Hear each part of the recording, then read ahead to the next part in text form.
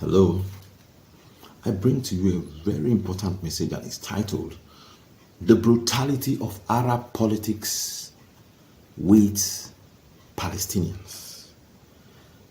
This brutality is so terrible that, it marks the willingness of Arab leaders in general to sacrifice Palestinian civilians just to get at Israel.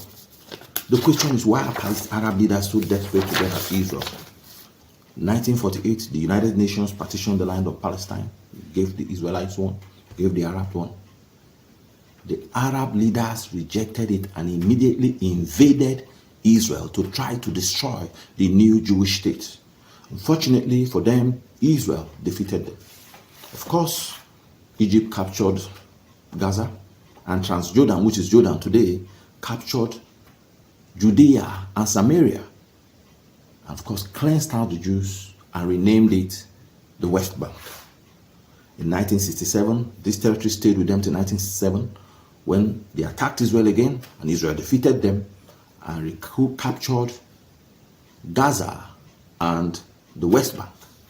From there, now apparently, the several defeats and humiliations these Arab leaders have suffered in the hand of Israel has made them unable to, even for a moment, sit back and think about the welfare of Palestinians themselves.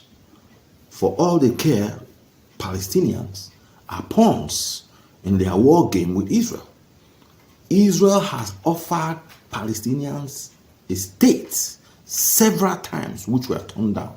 As a matter of fact, Israel offered Palestinians a state with East Jerusalem without settlements. Arafat walked away. That's under Ehud Barak. Arafat walked away from it. Why? Because Arab leaders had convinced them that they will be able to someday destroy the state of Israel and own the whole land from the river to the sea. Arab leaders, they endorse Hamas, arm Hamas, in spite of knowing that Hamas's only strategy in this war is to jeopardize the lives of Palestinian civilians. This is how brutal Arab politics with Palestinians is. Hamas is digging tunnels under schools, homes, hospitals, children playgrounds. Arab leaders endorse this, knowing that ultimately they would lead to the death of Palestinian civilians. Hamas fires weapons from these tunnels, from the backyards of civilians' homes. They store weapons in civilian homes. They attack from civilian infrastructure. Arab leaders are aware of this. They endorse it in spite of knowing that the final outcome will be the killing, the destruction of civilian lives in Gaza and the destruction of civilian infrastructure. October 7, 2023, Hamas invaded Israel, initiated a war, killed over 1,200 Israelis, raped women on the street, beheaded people, roasted Israeli children in ovens, and of course, took over 250 hostages. A war started. Today, Gaza is in ruins because Israel had to get to the tunnels, which were located behind civilian homes, or underneath civilian homes. Israel had to get to the weapons that are stored in civilian homes. Israel had to get to Hamas fighters who were fighting from civilian homes. Today, Gaza is in ruins, and nobody has a solution for it.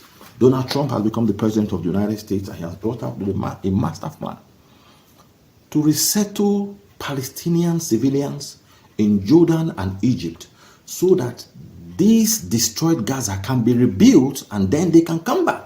Immediately, Arab leaders said no. Egypt and Jordan say Palestinians would constitute a security threat to their countries.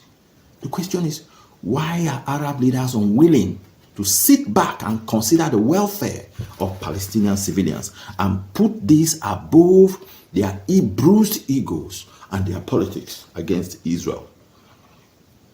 While this brutal war was going on, Egypt closed their borders completely to civilians. refugees. Jordan closed their borders to refugees. The natural thing would have been for refugees to go to these countries away from the war zone and come back later. That's what happened in Ukraine. The war in Ukraine saw neighboring countries absorbing civilians. The war in Syria saw neighboring countries taking in civilians, refugees. Why is the Palestinian case different? Why do Arab leaders hate Palestinians so much? This is the question that needs to be asked. Are Palestinian lives not as valuable as the lives of other Arabs? Are Palestinians not humans to these Arab leaders? Why use them as pawns in a war game against Israel? The question is, when will Palestinians begin to think for themselves? This is the biggest question on the table now. When will the scales fall off the eyes of the Palestinian people? Will Palestinians ever be able to emancipate themselves from mental slavery to Iran, Hamas, and Arab leaders in general? Because the only permanent solution to the Arab-Israeli conflict is for the Palestinian people to begin to think for themselves, begin to love themselves, begin to think about their own welfare, and begin to appreciate that when they have peace, they will prosper and create a great prosperity for themselves and for their future generations. That is the only permanent solution to this conflict.